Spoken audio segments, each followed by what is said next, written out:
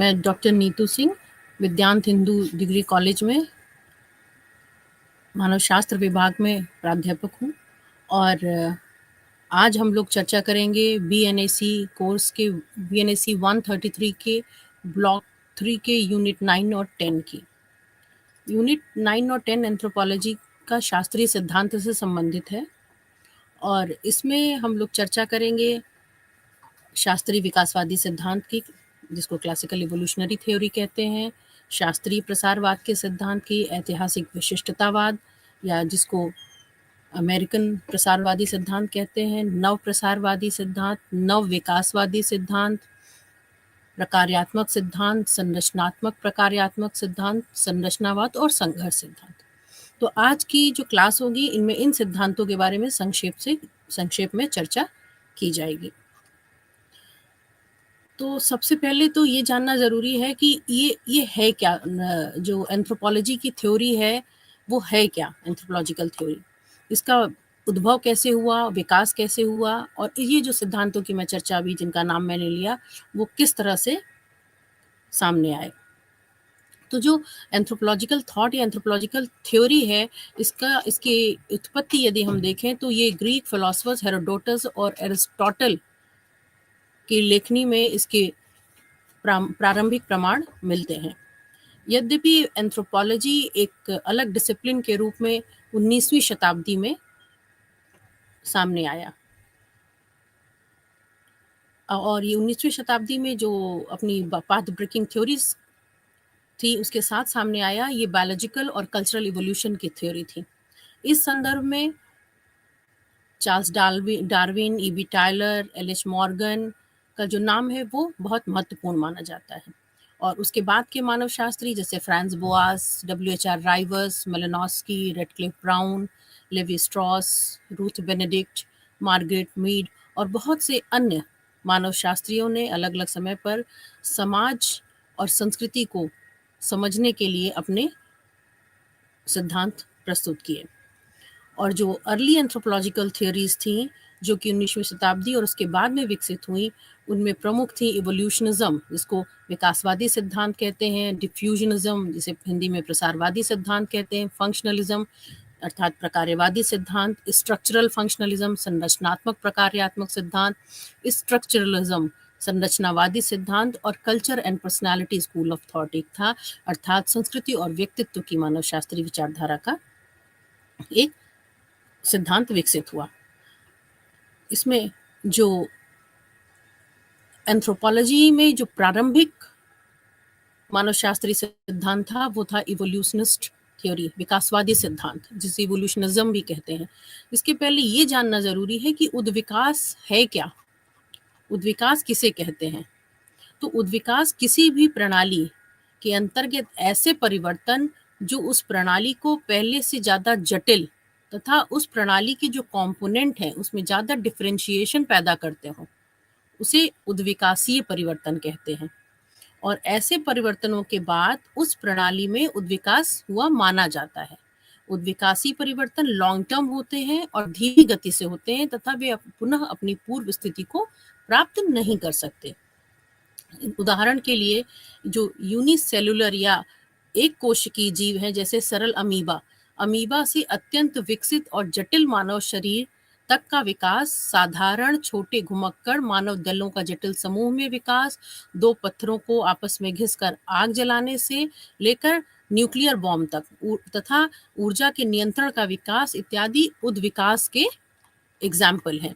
तो जब हम उद्विकास पढ़ते हैं तो उद्विकास की दो धाराएं या दो स्तर हम देखते हैं उद्विकासवादी चिंतकों के। एक है शास्त्रीय उद्विकासवादी चिंतक, दूसरे हैं नव उद्विकासवादी चिंतक। तो शास्त्रीय उद्विकासवादी चिंतकों में EB Tylor, James Frazer, R Marett, LH. Morgan, Adolf Bastian इनका नाम लिया जाता है। और नव विकासवादी जो चिंतक है उनमें V Gordon Childe, Julian Steward और लेस्ली वाइट प्रमुख है। अब ये जानना जरूरी है कि शास्त्रीय उद्विकासवाद है क्या। तो अब हम चर्चा करेंगे शास्त्रीय उद्विकासवाद की। 19वीं शताब्दी के उत्तरार्ध में उद्विकासी विचारधारा ने मानव शास्त्र के चिंतन की नींव रखी और इसे हम शास्त्रीय उद्विकासवाद या क्लासिकल कल्चरल इवोल्यूशनिज्म कहते हैं। इसी समय में समाजशास्त्री हर्बर्ट स्पेंसर के विचार और लेख भी बहुत लोकप्रिय थे, जिसने मानवशास्त्री चिंतन को प्रभावित किया। शास्त्रीय उद्विकासवादी विचारधारा के प्रवर्तकों में, जैसे मैंने बताया, लुइस हेनरी मॉर्गन और बर्नेट टायलर विशेष महत्वपूर्ण रहे। अब शास्त्रीय उद्विकासवाद है क्या? What are the basic assumptions या basic postulates of classical evolutionism? तो जो शास्त्रीय विकासवाद है उसकी मुख्य मान्यताएं इस प्रकार थी, जैसे कि उन्होंने कहा शास्त्रीय उद्विकासवादी चिंतकों में जो संस्कृति है उसका कारण मानव की मानसिक एकरूपता या साइकिक यूनिटी ऑफ मैनकाइंड है। इसका अभिप्राय ये है कि समान परिस्थिति में सभी अर्थात समान समाज के लोग समान समस्या का समाधान ढूंढने में सक्षम है। इसकी शास्त्रीय विकासवाद की दूसरी मूल मान्यता क्या है कि जो संस्कृति का विकास होता है वो सिंपल टू कॉम्प्लेक्स, सरल से जटिल की ओर हुआ है।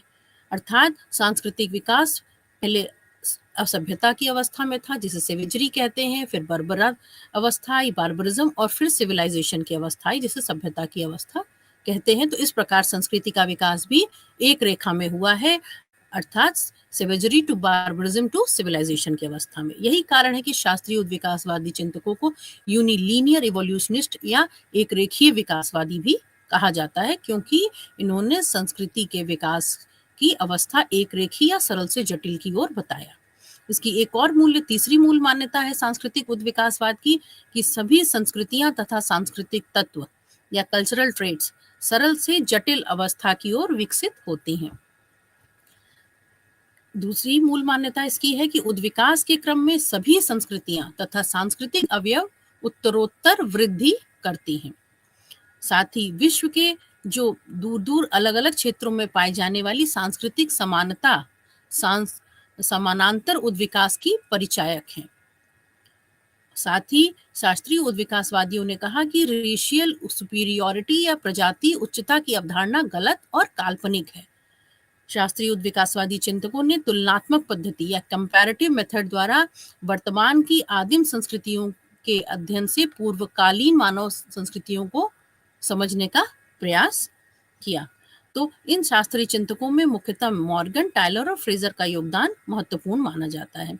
मॉर्गन, लुइस हेनरी मॉर्गन, ये पेशे से वकील थे और इन्होंने इराकुआ जनजाति के बीच में का अध्ययन किया था, और इनकी प्रथम पुस्तक थी द लीग ऑफ इराकुआ, जो 1851 में प्रकाशित हुई थी। मॉर्गन ने इराकुआ नातेदारी शब्दावली का अध्ययन करके दो तरह की शब्दावलियों की बात की, दो तरह की शब्दावली प्रणाली की चर्चा की। एक है वर्गात्मक शब्दावली प्रणाली, दूसरी है वर्णनात्मक शब्दावली प्रणाली, क्लासिफिकेटरी सिस्टम और डिस्क्रिप्टिव सिस्टम। साथ ही एलिस मॉर्गन ने ये भी बताया कि समाज का विकास निश्चित और विभिन्न सांस्कृतिक स्तरों द्वारा होता है और प्रत्येक स्तर की शुरुआत एक नई तकनीकी के आविष्कार से होती है। और इस क्रम में इन्होंने बताया कि सेवेजरी की भी 3 अवस्थाएं बताई और जिसमें एक तकनीकी आविष्कार बताया। जैसे उन्होंने लोअर सेवेजरी में बताया कि यह मानव जीवन की प्राचीनतम स्थिति थी, और मिडिल सेवेजरी में मनुष्य आग पर नियंत्रण करने लगा, और जब अपर सेवेजरी की अवस्था में पहुंचा तब तीर धनुष के द्वारा वो शिकार अर्थात आखेट करने लगा। इसी तरह उन्होंने बार्बरिज्म की भी 3 अवस्थाएं बताई, लोअर बार्बरिज्म, मिडिल बार्बरिज्म और अपर बार्बरिज्म। अर्थात लोअर बार्बरिज्म में मिट्टी के बर्तन से उस समय का तकनीकी विकास देखते हैं, मिडिल बार्बरिज्म में पशुपालन होने लग गया और अपर बार्बरिज्म में लोहे का प्रयोग होने लगा।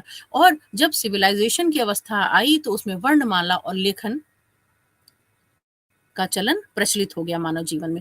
और इस प्रकार उन्होंने बताया कि इस तरह से संस्कृति का भी उद्विकास सरल से जटिल की अवस्था में हुआ है, अर्थात simple to complex, savagery to barbarism to civilisation की अवस्था में हुआ है। जैसा हमने बताया कि मॉर्गन शास्त्रीय उद्विकासवादी चिंतक थे और संस्कृति के प्रत्येक जो अवयव होते हैं उसके संदर्भ में चर्चा करते हुए उन्होंने बताया कि किस प्रकार से इसका क्रमिक विकास हुआ है। इस संदर्भ में उन्होंने बताया कि परिवार का भी उद्विकास हुआ है और उनके अनुसार प्रारंभ में विवाह की प्रथा नहीं थी, मनुष्य और जानवर में कोई भेद नहीं था, पिता पुत्री, माँ पुत्र, भाई बहन में कोई भेद नहीं था। और इस प्रकार उन्होंने बताया कि वर्तमान परिवार भी उद्विकासीय अवस्था का परिणाम है और परिवार के उद्विकास के उन्होंने 5 स्तर बताए, पहला स्तर बताया कॉन्सेंग्विनियस फैमिली का, रक्त संबंधी परिवार का। दूसरा पुनालुअन फैमिली अर्थात समूह विवाह परिवार। तीसरा सिंडेस्नियन फैमिली अर्थात युगल परिवार। चौथा पैट्रियार्कल फैमिली या पितृसत्तात्मक परिवार और विवाह की जो उद्विकास का अंतिम स्तर है वह है मोनोगैमस फैमिली या एक विवाही परिवार। इस प्रकार मॉर्गन ने विवाह और परिवार के भी उद्विकास के क्रमिक चरण बताए। तो मॉर्गन का योगदान मानव शास्त्रीय चिंतन में विशिष्ट स्थान रखता है। उद्विकासवाद की नींव के रूप में मॉर्गन की पुस्तकों ने तत्कालीन बुद्धिजीवियों के मध्य नए विचार तथा नई संभावनाएं रखी। अपनी पुस्तक एंशिएंट सोसाइटी में मॉर्गन ने साम्यवाद के प्रवर्तक कार्ल मार्क्स को भी बहुत प्रभावित किया और परिवार, व्यक्तिगत संपत्ति तथा राज्य के विकास के संदर्भ में मॉर्गन की व्याख्या मार्क्स के मूल विचारों से मिलती जुलती है। यदि आगे के मॉर्गन के विचारों की आलोचनाएं भी हुई और तत्कालीन ब्रिटिश मानव शास्त्री मैक्लेनन के साथ मात्र पितृवंशीय प्राथमिकता को लेकर उनके जो मतभेद बाद में उजागर भी हुए। मॉर्गन के सिद्धांतों की खामियां धीरे धीरे उजागर हुई और सामाजिक उत्विकास के स्तरों के निर्धारक मापदंड अत्यंत खोखले सिद्ध हुए, जैसे लोहे के प्रयोग के बाद सभ्यता की शुरुआत और कृषि की अपेक्षा पॉटरी और पशुपालन का महत्व इत्यादि बिंदुओं पर मॉर्गन की आलोचना की गई। यद्यपि मॉर्गन का योगदान मानव शास्त्र में जो शब्दावली के क्षेत्र में है वह बहुत महत्वपूर्ण रहा। इसी तरह एक और शास्त्रीय उद्विकासवादी चिंतक थे एडवर्ड बर्नेट टाइलर। टाइलर महोदय का एंथ्रोपोलॉजी को टाइलर का विज्ञान भी कभी कभी कहा जाता है। टाइलर ने अपनी जो पुस्तकें लिखी उसमें उनकी पहली पुस्तक थी मैक्सिको एंड मैक्सिकन 1861 में प्रकाशित हुई। दूसरी थी researches into the early history of mankind and development of civilisation. तीसरी थी प्रिमिटिव कल्चर और चौथी थी एंथ्रोपोलॉजी। अपनी प्रथम पुस्तक में उन्होंने मैक्सिको संस्कृति के इतिहास को समझने की कोशिश की तथा कुछ महत्वपूर्ण विश्लेषणात्मक तकनीकों का प्रयोग किया और इसमें उन्होंने कल्चरल सर्वाइवल की अवधारणा प्रस्तुत की। जैसे कुवैत की प्रथा कल्चरल सर्वाइवल का बहुत ही महत्वपूर्ण उदाहरण है। साथ ही टाइलर ने भी बताया कि जो सरल से जटिल की ओर संस्कृति का उद्विकास हुआ है और इसमें धर्म का अध्ययन करते उन्होंने बताया कि पहले बहुदेववाद का काल था और उसके बाद में एकेश्वरवाद का आरंभ हुआ, अर्थात जो उच्च अवस्था थी वो एकेश्वरवाद की थी। बाद में इसके ऊपर टाइलर की आलोचना भी की गई। टाइलर के योगदानों में महत्वपूर्ण योगदान उनकी संस्कृति की परिभाषा है। यह परिभाषा टाइलर ने उस समय दी जब मानव शास्त्र में संस्कृति का स्वरूप स्पष्ट नहीं था और इतने वर्षों बाद, लगभग 125 सालों के बाद आज भी टाइलर की परिभाषा सर्वमान्य है।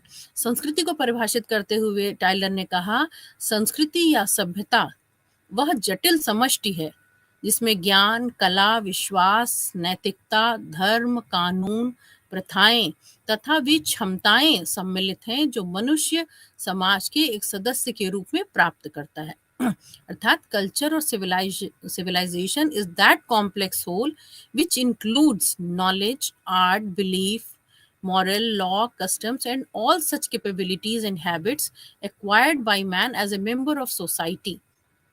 टाइलर की यह परिभाषा मानव शास्त्र में आज भी सर्वमान्य परिभाषा मानी जाती है और विशेष रूप से महत्वपूर्ण है।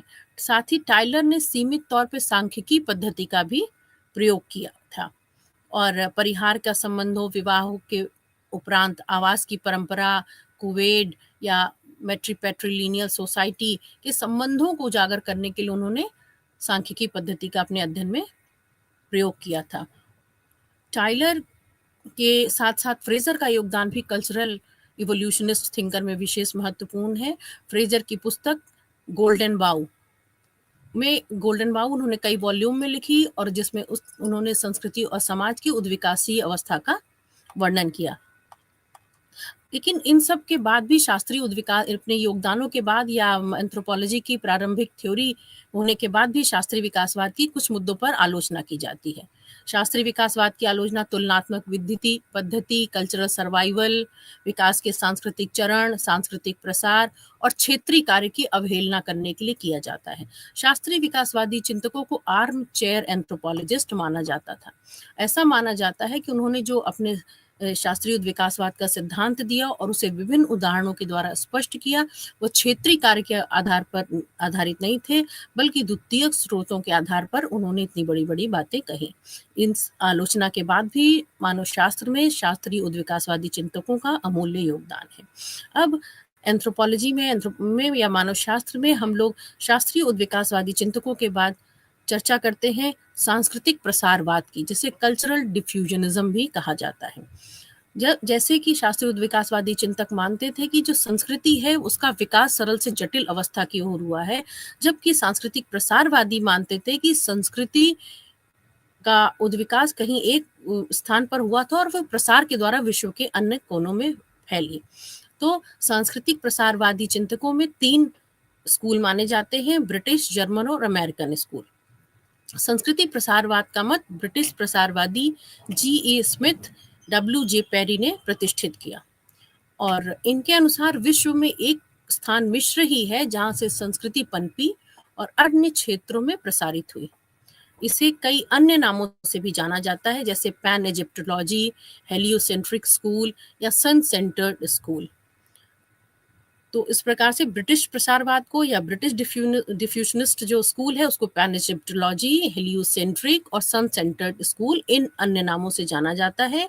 और इस सिद्धांत की मुख्य बातें थी कि इस सिद्धांत के को मानने वाले जो चिंतक थे उनका कहना था कि मनुष्य स्वभाव से अआविष्कारक है और इसीलिए संस्कृति का विकास अपवाद के रूप में कभी-कभी ही होता है।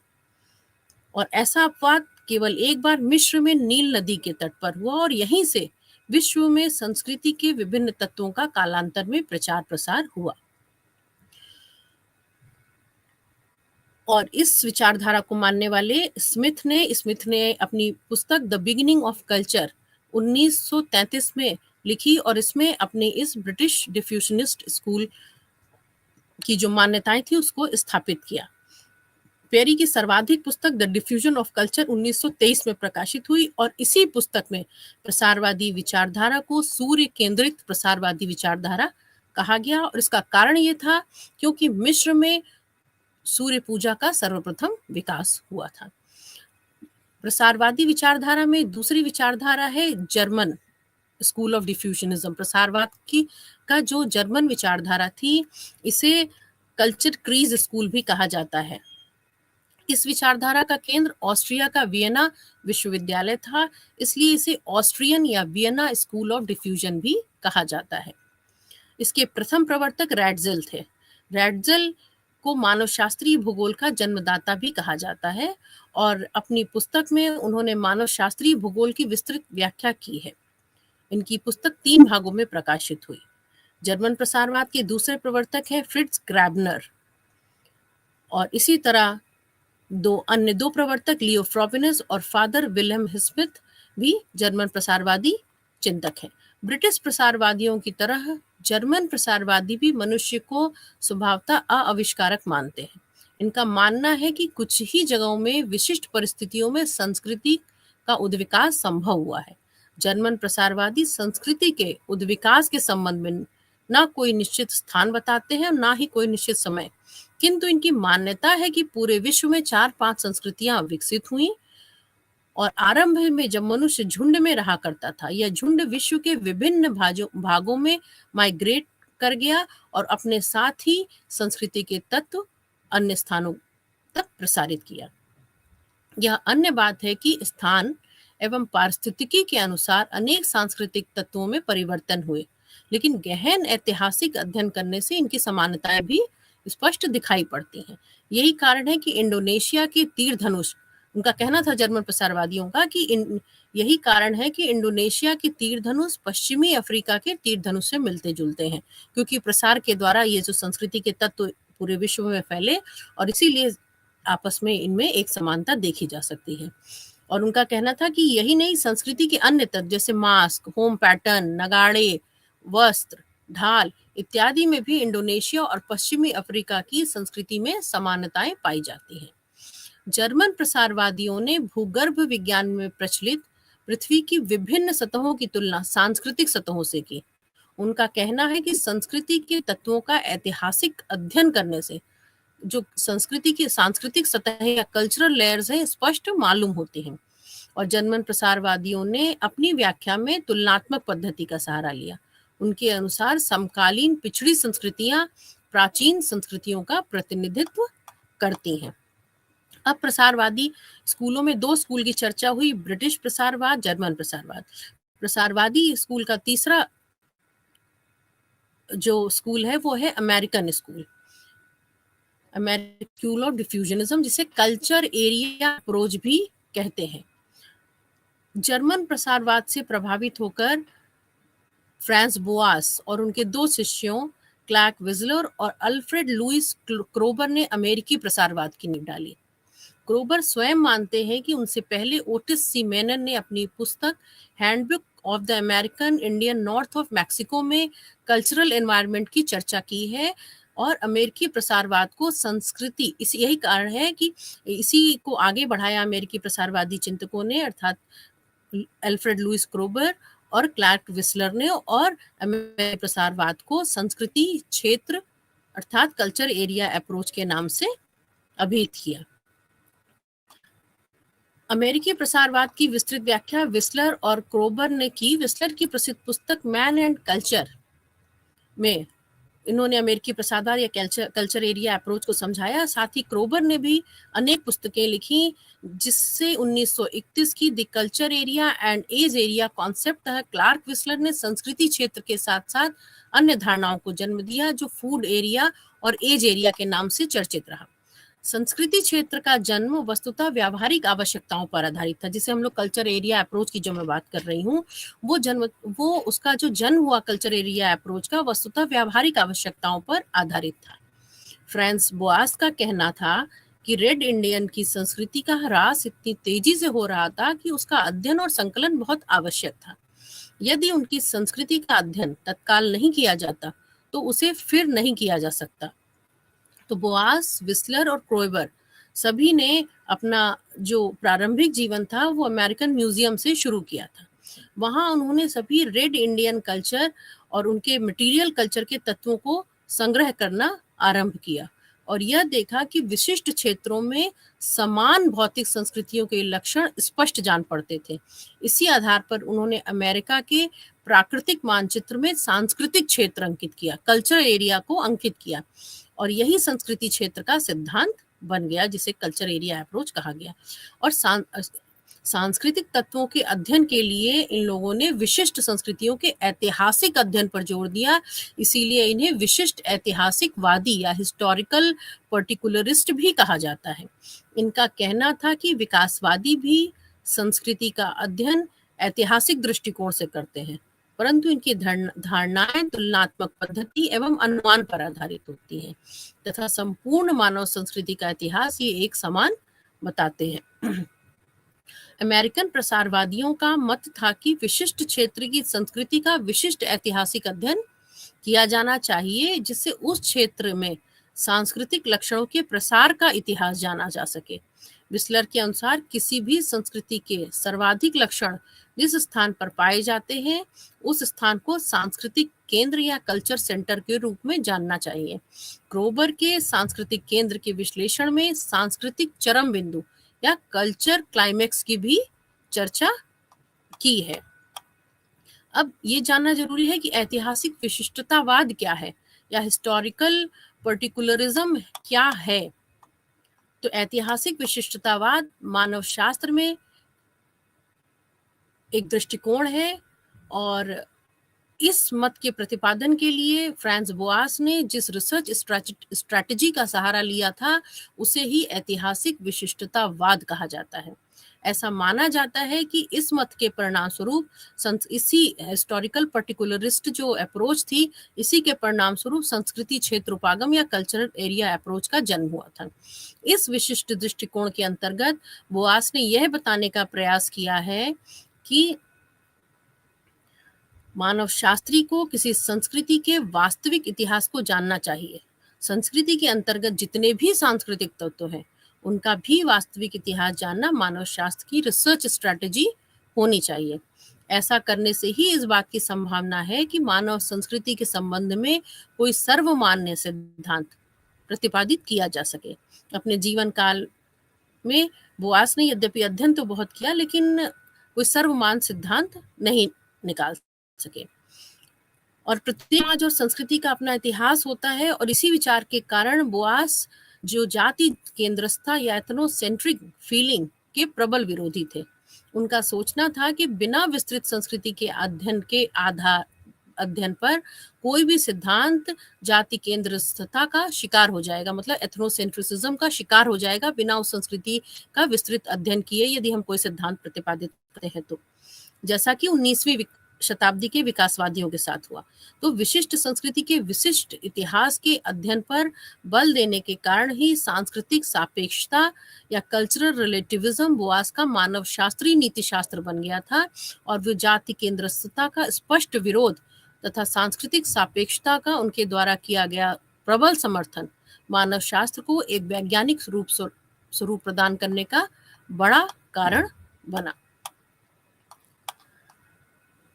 इस प्रकार बोआस ने अपने कल्चर एरिया अप्रोच या हिस्टोरिकल पर्टिकुलरिस्ट थ्योरी के बाद अमेरिकी जनवृत्तांत या एथनोग्राफी तैयार करने की जो रणनीति बनाई थी वो आज भी बहुत उपयोगी है, और यही कारण है कि बोआस मानव विज्ञान की चारों शाखाओं में दखल देते थे, और उसके बाद क्रोबर ने बोआस की परंपरा को आगे बढ़ाया, अमेरिकी प्रसारवाद की। तो हम लोगों ने शास्त्रीय विकासवाद की चर्चा के बाद प्रसारवाद की चर्चा की, शास्त्रीय विकासवाद की मूल मान्यताओं की चर्चा की, उसके जो थिंकर्स थे शास्त्रीय विकासवाद को बढ़ाने में, जैसे टायलर, मॉर्गन और फ्रेजर की चर्चा की। उसके बाद प्रसारवाद में भी 3 स्कूलों की चर्चा की, जर्मन प्रसारवाद, ब्रिटिश प्रसारवाद और अमेरिकन प्रसारवाद, और इन तीनों प्रसारवाद को मानने वाले चिंतकों की चर्चा की। प्रसारवाद के बाद मानव शास्त्र में एक नई धारा दिखाई देती है जिसे नव उद्विकासवाद या न्यू इवोल्यूशनिज्म कहा जाता है। 20वीं शताब्दी के आरंभ में नई विचारधाराओं तथा नए संप्रदायों के आने से जो क्लासिकल विकासवाद था उसकी पूर्णतः अवहेलना कर दी गई। विशेष तौर पर प्रसारवादियों ने विकासवाद की घोर आलोचना की। वे मानते थे कि सांस्कृतिक विकास का कोई भी निश्चित सिद्धांत नहीं हो सकता है। हालांकि इनमें से अधिकांश ने क्षेत्रीय कार्य पर जोर दिया या फील्ड वर्क पर जोर दिया, और जो ट्रेंड एंथ्रोपोलॉजिस्ट थे उन्होंने विश्व के प्रायः हर क्षेत्र में आदिम समाजों के समाज एवं संस्कृति का विधिवत अध्ययन किया, और आज भी यह परंपरा एंथ्रोपोलॉजी में जीवित है। और 20वीं शताब्दी के तीसरे और चौथे दशक में विकासवादी विचारधारा की पुनरावृत्ति हुई। ब्रिटेन में गॉर्डन चाइल्ड और अमेरिका में लेस्ली वाइट और जूलियन स्टीवर्ट, सर्विस और सैहलिन्स तथा मार्विन हैरिस ने उद्विकास को नया आयाम दिया, और इनके विचारों को ही नव उद्विकासवाद कहते हैं या न्यू इवोल्यूशनिज्म कहते हैं। नव विकासवादी पूर्व के उद्विकासवादियों से इस मामले में अलग माने जाते हैं क्योंकि वे स्वयं संपादित क्षेत्रीय कार्य के अनुभव के आधार पर अपने विचारों को प्रस्तुत करते हैं तथा नवीन पुरातात्विक शोधों को अपनी जो विचार है उसका आधार बनाते हैं।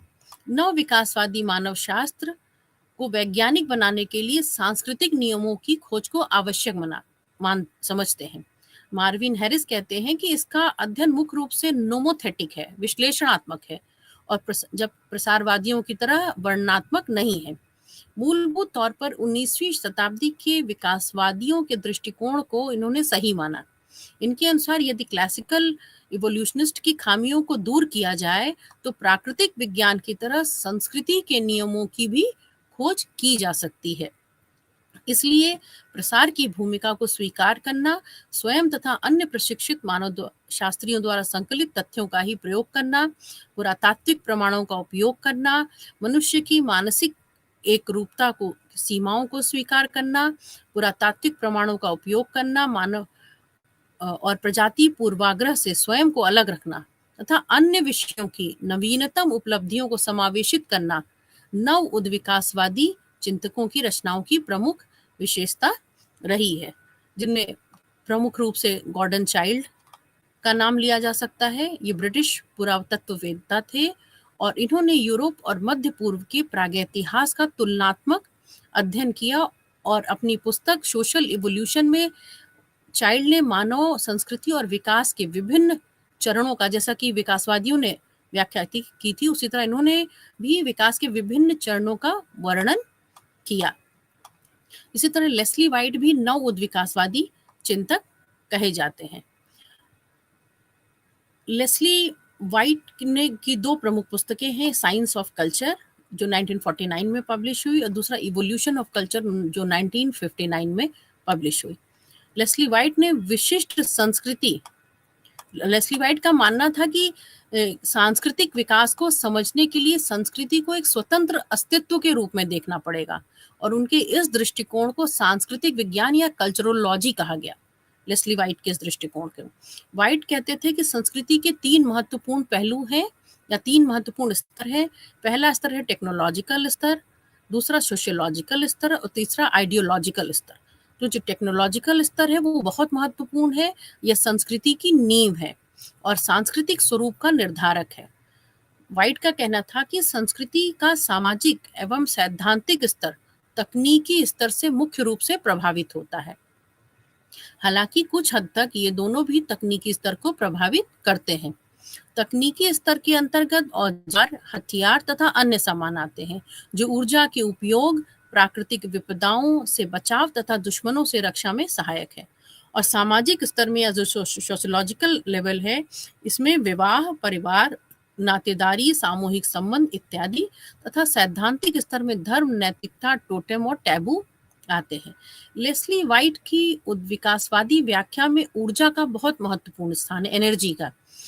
सांस्कृतिक मुख्यतः ऊर्जा, उनका कहना था कि मुख्यतः ऊर्जा के नियंत्रण और उपयोग से ही संस्कृति का विकास होता है तथा विकसित संस्कृति पहले से ज्यादा ऊर्जा का उपयोग करती है और यह एक निरंतर प्रक्रिया है जो तकनीकी विकास के साथ चलती रहती है। तो लेस्ली वाइट के अनुसार संस्कृति के विकास का नियम है कि जैसे जैसे प्रति व्यक्ति प्रति वर्ष प्रयुक्त ऊर्जा की मात्रा बढ़ती है या ऊर्जा के उपयोग और उसके नियंत्रण के साधनों की क्षमता बढ़ती, संस्कृति का विकास होता है। तो वाइट कहते थे कि culture advances as the amount of energy harnessed per capita per year increases or as the efficiency or economy of the methods of controlling energy is increased। उसे जब ये इंक्रीज कर जाती है एनर्जी के उपयोग की क्षमता व्यक्ति में, तो संस्कृति का विकास बढ़ता जाता है। ये लेस्ली वाइट ने संस्कृति या ऊर्जा का सिद्धांत अपनी 59 में प्रकाशित पुस्तक में दिया है और सांस्कृतिक विकास के इस नियम को उन्होंने समीकरण के द्वारा भी समझाया। उनका कहना था E/T is equal to C, अर्थात पर्यावरण इंटू तकनीकी और इस बराबर संस्कृति। E/T is equal to C। इसका अभिप्राय ये है, E से उनका मतलब था एनर्जी या ऊर्जा और T का अर्थ था टेक्नोलॉजी या तकनीकी या ऊर्जा के नियंत्रण का साधन और C अर्थात कल्चर या संस्कृति है। तो इसके माध्यम से बताते हैं कि मानव का संपूर्ण सांस्कृतिक विकास इसी मत को प्रदर्शित करता है कि प्रारंभ में आखेट एवं खाद्य संग्रह का जो स्तर था वो मानव के औजारों की तब क्षमता सीमित थी। अग्नि और हवा को नियंत्रित करने के साधन नहीं थे और यही कारण था कि इस समय का सांस्कृतिक स्तर निम्न था। कालांतर में वाष्प के इंजन के प्रयोग, पेट्रोल, डीजल जैसे पदार्थों का इंजन तथा विभिन्न प्रकार के इंजनों के प्रयोग से फिर सांस्कृतिक विकास में तेजी आई और अब एटम एनर्जी के प्रयोग से अति तीव्र दर से जो संस्कृति का विकास है वो बढ़ रहा है और औद्योगिक क्रांति ने मानव जीवन और संस्कृति को परिवर्तित कर दिया है। इस प्रकार हम देख रहे हैं कि लेस्ली वाइट ने ऊर्जा की उपलब्धता और उपयोग के आधार पर सांस्कृतिक विकास के नियम को नए ढंग से परिभाषित किया। नव उद्विकासवादियों में एक और महत्वपूर्ण चिंतक हैं जूलियन स्टीवर्ट। नव विकासवादी जूलियन स्टीवार्ट ने पारिस्थितिकी तथा वातावरण को अपने अध्ययन का आधार बनाया और उन्होंने प्रचलित उद्विकासवादी विचारों को 3 भागों में बांटा। एक रेखीय उद्विकासवाद, सार्वभौमिक उद्विकास और बहुरेखीय उद्विकास, मतलब यूनिलीनियर इवोल्यूशन, यूनिवर्सल इवोल्यूशन और मल्टीलीनियर इवोल्यूशन। एक रेखीय उद्विकास के अंतर्गत जूलियन स्टीवार्ट ने 19वीं शताब्दी के शास्त्रीय उद्विकासवादी विचारधारा को रखा, जिसमें संस्कृति का विभिन्न चरणों द्वारा समानांतर रूप से एक रेखीय विकास होने की बात कही गई थी, जैसे simple to complex, savagery to barbarism to civilisation. जैसे मॉर्गन, टाइलर, फ्रेजर जैसे विकासवादियों को स्टीवार्ट ने रखा यूनिलीनियर इवोल्यूशनिस्ट की श्रेणी में। और दूसरे वर्ग में स्टीवार्ट ने लेस्ली वाइट और गॉर्डन चाइल्ड के विचारों को रखा। इन दोनों ने किसी विशेष संस्कृति की बजाय संपूर्ण मानव संस्कृति के विकास को ध्यान में रखकर अपना दृष्टिकोण प्रस्तुत किया, इसीलिए इन्हें उन्होंने गॉर्डन चाइल्ड ने यूनिवर्सल इवोल्यूशनिस्ट कहा। और तीसरे भाग में बहुरेखीय उद्विकासवाद का जो चरण था, इसमें स्टीवार्ट ने स्वयं को रखा उद्विकासवाद को विभाजित करते हुए। इनके अनुसार संस्कृति का विकास एक पूर्व निश्चित क्रम की बजाय क्षेत्रीय पैमाने पर अपने वातावरण के अनुकूलन के कारण भिन्न भिन्न दिशाओं में होता है। स्टीवार्ट ने अपने उपागम को अन्य विकासवादियों से अलग सिद्ध करने की कोशिश की। इसे सांस्कृतिक पारिस्थितिकी या कल्चरल इकोलॉजी भी कहा जाता है। अपनी पुस्तक में with theory of culture change में उन्होंने लिखा कि बहुरेखीय विकासवाद मतलब मल्टीलीनियर इवोल्यूशन एक पद्धति है, बहुरेखीय उद्विकास एक पद्धति है जिसका यह मानना है कि समानांतर क्रियाओं के संपादन के कारण समान विकास संभव है और समान कारण के क्रियान्वयन में समानांतर क्रिया parallel operation of identical causality अर्थात समान वातावरण में रहने वाले समान तकनीकी का प्रयोग करने वाले समाजों के सामाजिक राजनैतिक स्वरूप में समानता होती है और प्रत्येक समाज अपने प्रयुक्त तकनीकी के माध्यम से अपने वातावरण के साथ इंटरैक्ट करता है। अपनी इस कार्यपद्धति के आधार पर उन्होंने शोध की रूपरेखा बनाई। इसी कारण इसे सांस्कृतिक पारिस्थितिकी या कल्चरल इकोलॉजी कहा गया। तो गॉर्डन चाइल्ड के जो अध्ययन के 3 आयाम हैं, 3 डायमेंशंस हैं। पहला ये है कि तकनीकी और वातावरण के अंतर संबंध का विश्लेषण करना।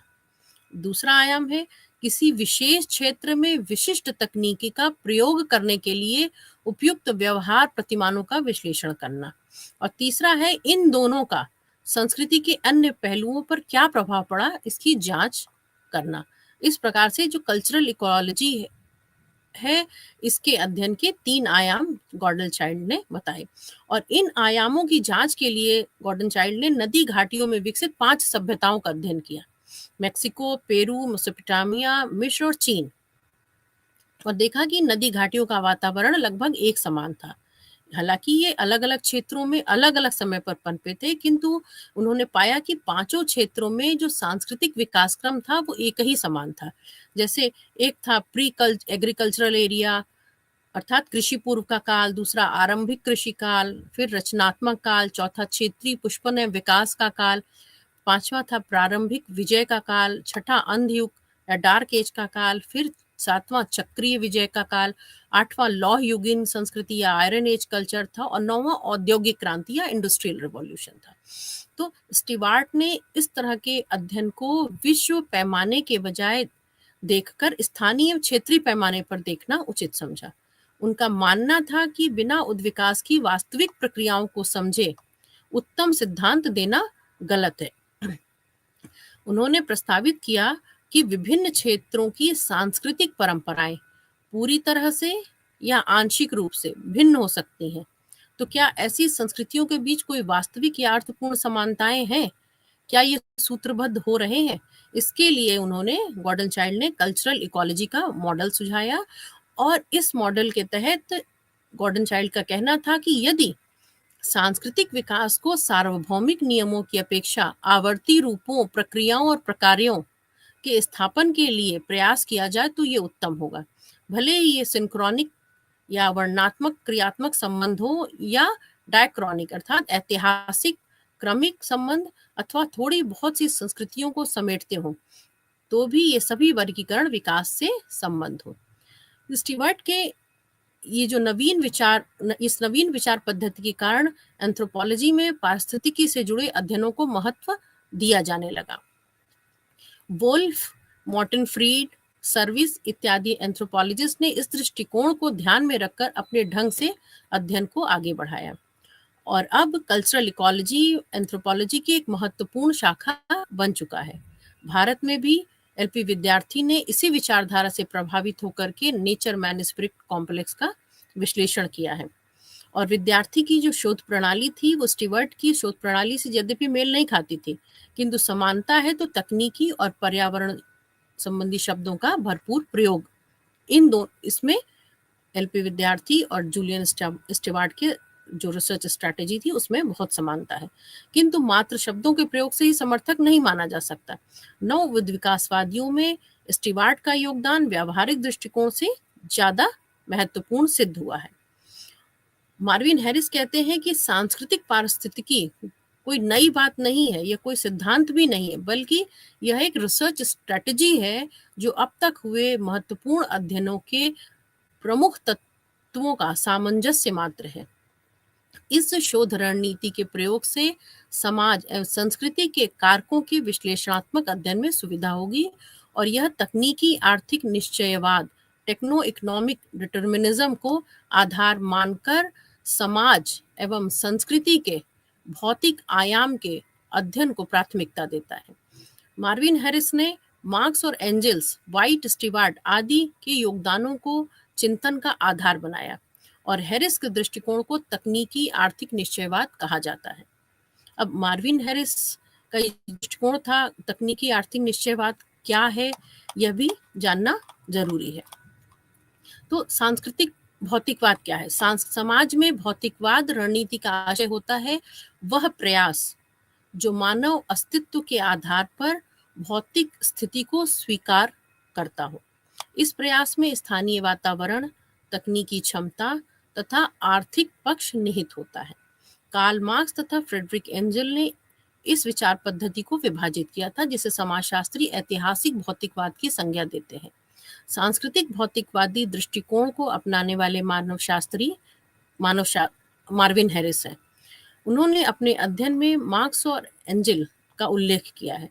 मार्क्स और एंजल्स ने मानव समाज के दो तत्वों की चर्चा की है, अधोसंरचना या इंफ्रास्ट्रक्चर, जिसे उत्पादन का माध्यम भी कहा जाता है। इंफ्रास्ट्रक्चर को दो उपतत्वों में विभाजित किया जाता है, उत्पादन क्षमता यानी समाज में उपलब्ध तकनीकी एक प्रमुख तत्व है। उच्च संरचना, मार्विन हैरिस ने जो कल्चरल मटेरियलिज्म या सांस्कृतिक भौतिकवाद की अवधारणा दी उसमें उन्होंने बताया कि infrastructure, structure and super structure. तो इसमें अधोसंरचना में उत्पादन की बात की और उच्च संरचना में वे सभी तत्व निहित होते हैं जो प्रथम तत्व में नहीं है, जैसे राजनीति, विधि, पारिवारिक जीवन, धर्म, विचार और आदर्श।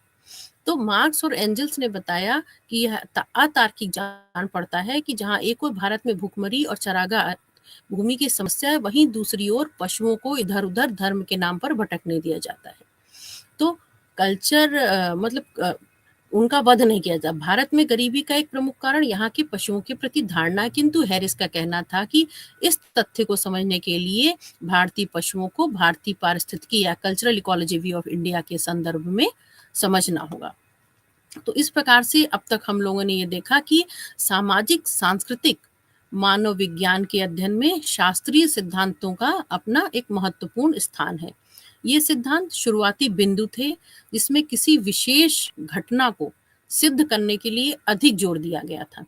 हालांकि ये सिद्धांत प्रारंभिक सिद्धांत थे और इनके बाद बहुत सारे सिद्धांत और विकसित हुए, किंतु इन सिद्धांतों ने ही मानववादी विचारों की नींव रखी और ये सिद्धांत विक्टोरियन युग के समाज पर ध्यान केंद्रित करते हैं, जो धीरे धीरे समय बीतने के साथ मानव विज्ञानी सांस्कृतिक विकास की अटकलों और संस्कृति के प्रसार से वर्तमान युग के अधिक सापेक्ष पहलुओं तक आ गए हैं।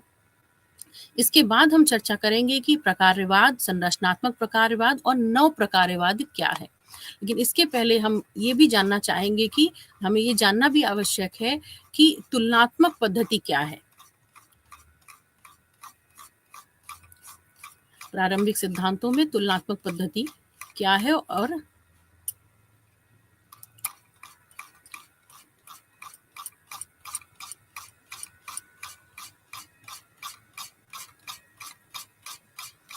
जेम्स फ्रेजर ने गोल्डन बाउ में जिसकी चर्चा की थी उसमें तुलनात्मक पद्धति का विशेष महत्व था। तो शास्त्रीय विकासवादी विचारधारा को समाप्त करने से पूर्व उसकी चर्चा कर लेना यहाँ पे आवश्यक हो जाता है।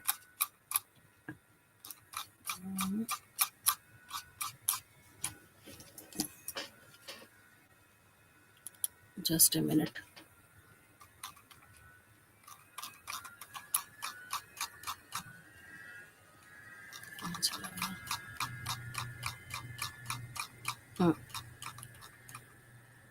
कि जो प्रारंभिक काल था, बिगिनिंग था, उसमें कंपैरेटिव मेथड और the science of the society क्या है। तो वैज्ञानिक पद्धति अवलोकन, प्रयोग और तुलना के आधार पर होती है। और तुलनात्मक पद्धति का उपयोग आर्म चेयर एंथ्रोपोलॉजी से मैंने बताया था कि शास्त्रीय विकासवादी जो चिंतक थे उन्होंने विभिन्न प्रकार के समाजों एवं सूत्रों से संकलित तथ्यों की तुलना करने के लिए किया। हालांकि जिन सूत्रों से इन तथ्यों का संकलन हुआ उन्हें दृढ़ वैज्ञानिक तकनीकों से संकलित नहीं किया गया था। जिन विद्वानों ने उनका विश्लेषण किया उन्होंने अपनी निगमनात्मक तर्क क्षमता से स्पष्ट तर्क संगत योजना एवं सिद्धांतों को निर्मित किया था। जेम्स फ्रेजर अपनी रचना द गोल्डन बाउ में विभिन्न प्रकार के पुरातन समाजों को जिन्हें आदिवासी या आदिम समाज से संबंधित माना जा सकता था उन सभी तथ्यों का संकलन किया, जिससे उन्होंने समूचे विश्व भर के लोगों के रस्मों रिवाज और प्रथाओं पर व्यापक उल्लेख प्रदान किए। सबसे महत्वपूर्ण यह है कि उन्होंने अर्थात जेम्स फ्रेजर ने सभी तथ्यों का संकलन किया, जिससे उन्होंने जादू के नियम दिए जो सहानुभूति के सिद्धांतों पर आधारित है। उनके सिद्धांत के अनुसार अधिकतर आदिम व्यक्तियों का यह मानना है कि वस्तुएं समान होती हैं अथवा जो एक दूसरे के बीच निकट साहचर्य होते हुए भी एक दूसरे को प्रभावित करती है। अतः सहानुभूतिक सम्मोहन की विधि दो भागों में होती है, जो कि संसर्ग की विधि तथा समरूपता की विधि है। वहीं भारत सहित कई संस्कृतियों में लोगों का मानना है कि एक चित्र अथवा समानता भयावह हो सकती है, क्योंकि लोग इन समानताओं से जादू टोना कर सकते हैं। इस प्रकार के लोग ईश्वर को भोजन प्रदान करते हैं जो कि पवित्र या प्रसाद हो जाता है, जबकि वह पवित्रता उनके देवता से उत्पन्न होकर समाहित हो जाती है। यद्यपि फ्रेजर ने इन विधियों का गठन उन दिनों कहे जाने वाले आदिम समाज को चिन्हित करने के लिए किया था, किंतु यदि हम आसपास देखें तो हम पाएंगे कि यह आज भी कई शहरी तथा एक प्रकार के आधुनिक समाजों में क्रियान्वित है। उसी प्रकार जैसे कि लोग मणिरत्नों को भाग्य के लिए पहनने की मान्यता रखते हैं। फ्रेजर ने जादू, धर्म और विज्ञान पर अपनी विकासवादी योजनाएं यह कहते हुए भी प्रदान की थी कि ये सभी प्रत्येक मानव के सामाजिक विकास की अवधि को प्रभावित करते हैं। हालांकि जिस प्रकार हम सभी को स्पष्ट है कि इस तरह कुछ भी नहीं हुआ, जादू एवं धार्मिक तत्व मानव की श्रेष्ठता से श्रेष्ठतम वैज्ञानिक उपलब्धियों की ओर बढ़ने के बाद भी विद्यमान है। फ्रेजर ने ऑगस्ट कॉम्ट द्वारा दिए धर्म युग, तत्वमीमांसा के युग एवं तर्क के युग की योजनाओं का पालन किया था। उस समय के अधिकतर श्वेत व्यक्तियों के लिए यूरोपीय सभ्यता मानवता की उपलब्धियों के शीर्ष पर स्थापित थी, जो कि श्वेत व्यक्तियों के श्रेष्ठ बौद्धिक गुणों के चलते संभव था। महिलाओं को आदिम बच्चों की भांति ही बिना किसी परिपक्व तर्कों के ही समझा जाता था। इस प्रकार विश्व भर में यूरोपीय विजय ने भी पुरुष सत्ता को समूचे विश्व में आदिम के सिद्धांतों एवं समस्त पश्चिमी वस्तुओं की श्रेष्ठता के विचार के साथ विस्तृत किया, जिसकी आधुनिकता पश्चिमीकरण के अनुरूप थी। अब सिद्धांतों के निर्माण में मानव विज्ञान और तुलनात्मक पद्धति का जो उपयोग होता था उसमें बड़ी मात्रा में तथ्यों की तुलना की जाती थी। इन तथ्यों को यात्रा वृत्तांतों, मिशनरियों, व्यापारियों और पर्यटकों के लेखों तथा अकादमिक सहित विभिन्न व्यवसायों पर समूचे विश्व का भ्रमण करने वाले लोगों से संकलित किया गया। टायलर और फ्रेजर के जैसा सामर्थ्य रखने वाले विद्वानों ने काम की वस्तुओं को अलग किया कि किंतु अधिकतर केवल जनश्रुति थी, जिन्हें तुलना एवं समान अथवा समरूपी विवरणों की पुनरावृत्ति के अलावा प्रमाणित नहीं किया जा सकता था। इस प्रकार ये जो फ्रेजर ने गोल्डन बाउ में जो चर्चा की थी, वह आदिम समाजों को लेकर के एक तुलनात्मक अध्ययन के आधार पर चर्चा की थी, और फ्रेजर शास्त्रीय विकासवादी चिंतक माने जाते हैं। अब शास्त्रीय विकासवादी चिंतक के बाद प्रसारवादी चिंतन के बारे में चर्चा हम लोगों ने की। उसके बाद नव उद्विकासवादी चिंतकों की चर्चा की, जिसमें लेस्ली वाइट, गॉर्डन चाइल्ड की विस्तार से चर्चा की। इस चर्चा के बाद मानव शास्त्रीय सिद्धांत में हम लोग चर्चा करेंगे प्रकारवाद की, संरचनात्मक प्रकारवाद की, संरचनावाद की और संघर्ष के सिद्धांत की। अब प्रकारवाद क्या है, फंक्शनलिज्म क्या है? जो प्रकारवादी सिद्धांत है उसके अनुसार समाज और संस्कृति के जो अवयव हैं उन सभी का अपना एक विशेष प्रकार है, और जब ये इंटीग्रेट होते हैं तब संस्कृति को संपूर्णता प्रदान करते हैं। तो प्रकारवादी चिंतकों में सबसे पहला नाम है मेलिनोस्की का, BL मेलिनोस्की का। मेलिनोस्की का कहना था कि मेलिनोस्की ने अपनी प्रकारवादी जो व्याख्या दी तो उसमें उन्होंने संस्कृति के जो विभिन्न अवयव हैं उसकी तुलना की मानव शरीर से। उनका कहना था कि जो मानव के जो शरीर है वो बिना प्रकार के एग्जिस्ट ही नहीं करते, समाप्त हो जाएंगे। उसी प्रकार जो संस्कृति के विभिन्न अवयव हैं, विभिन्न तत्व हैं, उन सब का भी फंक्शन है, और सब एक दूसरे से इंटीग्रेट होकर के या जुड़ करके ही संस्कृति को संपूर्णता प्रदान करते हैं। और मेलिनोस्की ने संस्कृति को परिभाषित भी प्रकारवाद के अनुसार किया। मेलिनोस्की कहते थे कि संस्कृति का प्रकार मनुष्य की आवश्यकताओं की पूर्ति करना है, अर्थात संस्कृति का भी उन्होंने एक प्रकार निर्धारित किया, और इसी कारण है कि मेलिनोस्की के सिद्धांत को प्रकारवादी सिद्धांत कहा जाता है। और इस मनुष्य की आवश्यकताओं की पूर्ति के क्रम में मेलिनोस्की ने आवश्यकता का भी सिद्धांत प्रस्तुत किया, जिसे नीड थ्योरी कहते हैं, कि मनुष्य की प्राथमिक आवश्यकताएं होती हैं, द्वितीयक आवश्यकताएं होती हैं और तृतीयक आवश्यकताएं होती हैं। जो संस्कृति के अवयव हैं वो मनुष्य की आवश्यकताओं की पूर्ति सांस्कृतिक संदर्भों के अंतर्गत या सांस्कृतिक प्रतीकों के माध्यम से, सांस्कृतिक संदर्भों के द्वारा करती है। तो इस मेलिनोस्की की इस विचारधारा को प्रकारवादी विचारधारा कहा गया।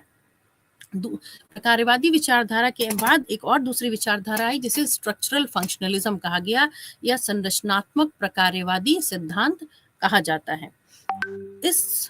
यह सिद्धांत रेडक्लिफ ब्राउन का सिद्धांत था।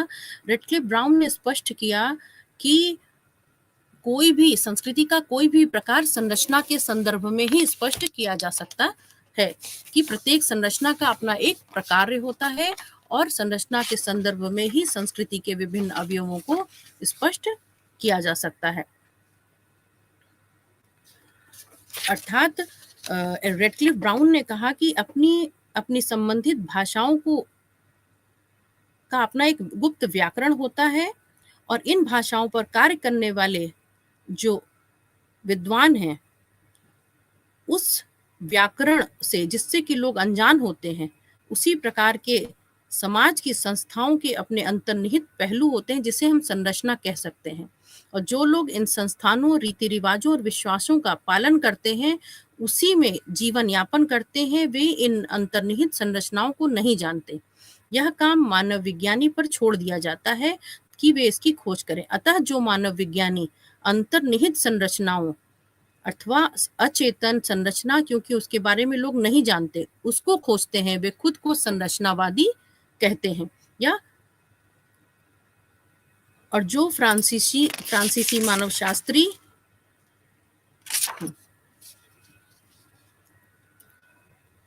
जो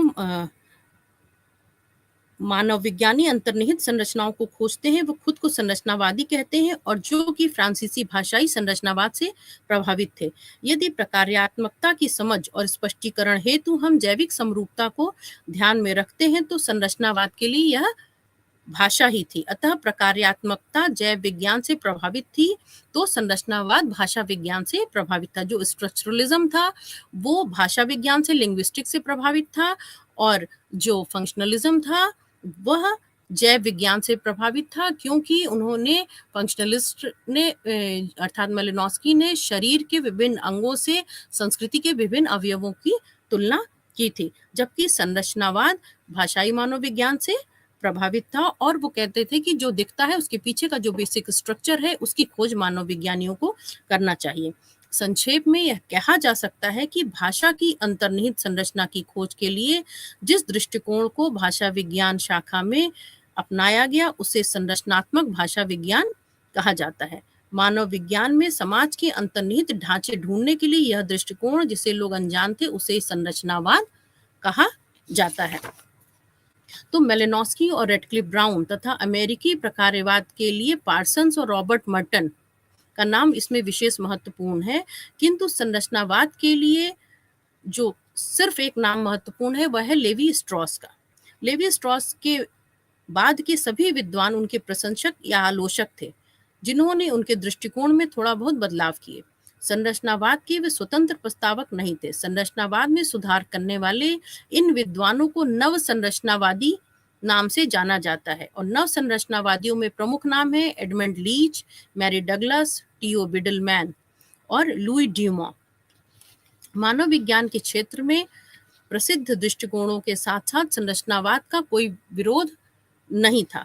समाज को समझने के लिए यह माना जाता है कि समाज की समान रूप से अन्य तरीके भी महत्वपूर्ण थे। निस्संदेह समय के साथ साथ समाज का विकास हुआ। इसके लिए यह जरूरी है कि हम उनके मूल और उन चरणों को जानें जिनके माध्यम से उनका विकास हुआ। अतः यह सच्चाई है कि प्रत्येक समाज को अपने सदस्यों के अस्तित्व के लिए काम करना पड़ता है।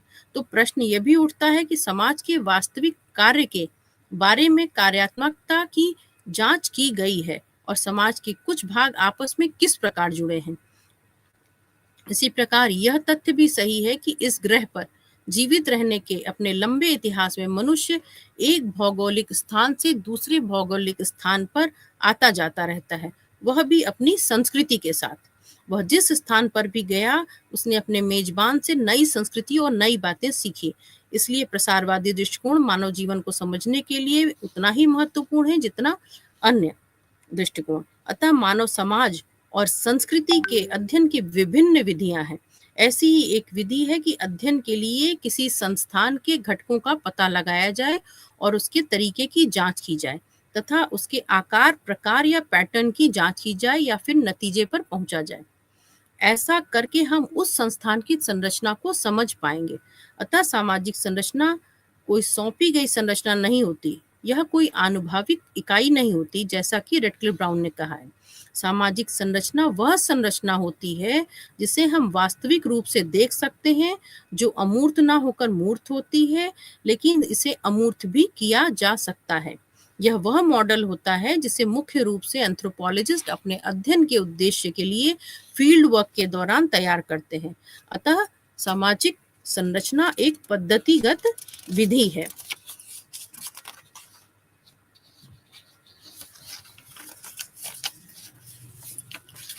इसके बाद एक अन्य सिद्धांत आता है, वो भी बहुत महत्वपूर्ण है, वह है संघर्ष का सिद्धांत।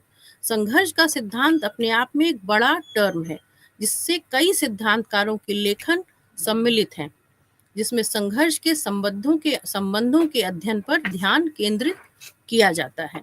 सभी संघर्ष सिद्धांतकार इस बात को मानते हैं कि संघर्ष एक सामान्य सामाजिक स्वरूप है जिसे केवल हिंसा के प्रकरणों तक सीमित नहीं किया जा सकता। ऐसा इसलिए क्योंकि एक समय में संघर्ष को आमतौर पर युद्ध के पर्याय के रूप में चिन्हित किया जाता है। समाज वैज्ञानिकों के लिए प्रत्येक समाज जिसमें साधारण लोग शामिल होते हैं उनमें एक दूसरे से संघर्ष होता रहता है। यह संघर्ष सहमति, असहमति, मौखिक विभेदों और अपमानजनक व्यवहार, मानसिक या शारीरिक हिंसा, विरोध या विद्रोही आंदोलन और क्रांतियों के रूप में हो सकता है। अतः यह नहीं सोचना चाहिए कि इनमें से सबका स्वरूप बंद होता है, क्योंकि एक समय के बाद कोई संघर्ष दूसरे रूप में प्रकट हो सकता है। इस प्रकार जो कॉन्फ्लिक्ट थ्योरी या संघर्ष सिद्धांत है, यह बताता है कि समाज सदैव गतिशील होता है। इसमें संघर्ष योगदान करने वाली प्रक्रियाओं में से ही एक प्रक्रिया है। तो आज की चर्चा में हम लोगों ने एंथ्रोपोलॉजी की डिफरेंट थ्योरीज को समझा कि इवोल्यूशनिस्ट क्या थ्योरी क्या है, डिफ्यूजन की थ्योरी क्या है, कल्चर या अप्रोच क्या है, हिस्टोरिकल पर्टिकुलरिज्म क्या है, और हिस्टोरिकल मटेरियलिज्म क्या है, स्ट्रक्चरलिज्म, फंक्शनलिज्म, स्ट्रक्चरल फंक्शनलिज्म और कॉन्फ्लिक्ट थ्योरी। तो ये सभी सिद्धांत मानव शास्त्रीय सिद्धांत है और मानव शास्त्र के आधारभूत सिद्धांत ही मानव शास्त्रीय अध्ययनों की एक विशेष विशेषता है। इसी के साथ ही आज का लेक्चर समाप्त हुआ। नमस्कार।